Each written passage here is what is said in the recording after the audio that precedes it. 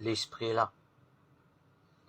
Il aurait été facile pour les Juifs de démontrer devant le pouvoir romain que le christianisme était une nouvelle religion. Cela n'aurait pas été admis par Galion, le proconsul compétent pour la Grèce.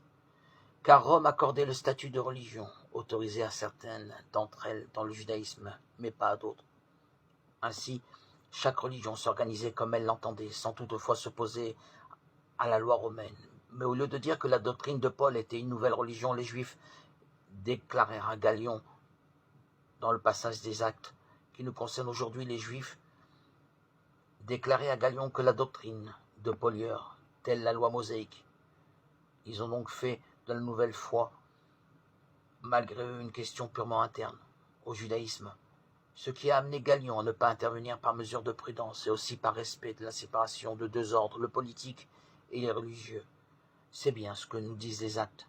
S'il s'agissait d'un délit ou d'un effet grave, c'est Galion qui parle. Je recevrai votre plainte, à vous, Juifs, comme il se doit, mais il s'agit de débats sur des mots, sur des noms et sur la loi qui vous est propre. Cela vous regarde.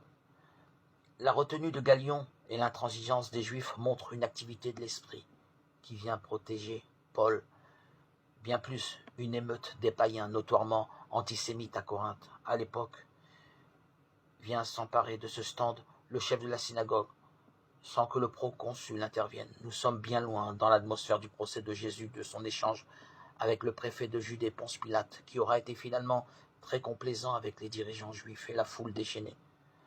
La foi en la résurrection de Jésus-Christ progresse en particulier dans cette grande ville de Corinthe, où Paul finira par fonder une église.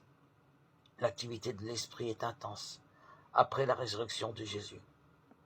Comme elle l'avait lui-même promis, son compagnon, le Paracétos, défenseur, est à l'œuvre. Et rien ne pourra arrêter la propagation de la foi en Jésus Seigneur et Sauveur, notamment à Corinthe, car elle donne la vraie joie, une joie imprenable, quelles que soient les circonstances. C'est ce que disait Jésus aux disciples lors de ses derniers moments dans l'Évangile, lorsqu'il dit « Votre joie, personne ne voulant. En ce jour-là, vous ne poserez plus de questions. » La compréhension complète de la résurrection de Jésus-Christ ouvrira chez les disciples une perspective inouïe, celle de ne plus imaginer une fin à sa propre vie. Cela modifie totalement la perspective des êtres humains sur le plan psychologique. Ne serait-ce que cela, et provoque naturellement la joie, et une joie qui dure. Cette joie rejoint le psalmiste. Cette joie qui est complète lorsqu'il dit « Tous les peuples, battez des mains, acclamez Dieu pour vos cris de joie ». Et cette joie vient retrouver la nôtre, contemporains modernes que nous sommes. Alors réjouissons-nous plus encore, aujourd'hui, devant une foi qui a duré, qui s'est propagée partout, et dont la vocation est de grandir.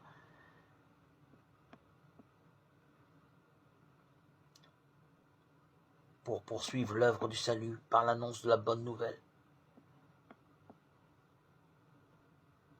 Ô Seigneur, ma joie de te connaître est complète, car ma vie a choisi une autre voie, celle de la vie éternelle. Tu es la résurrection et la vie, renouvelée dans l'esprit qui nous accompagne, nous inspire chaque jour. Donne-nous le zèle de ta parole pour en vivre et pour l'annoncer à tous ceux qui t'attendent et qui attendent ta joie parfaite. Amen.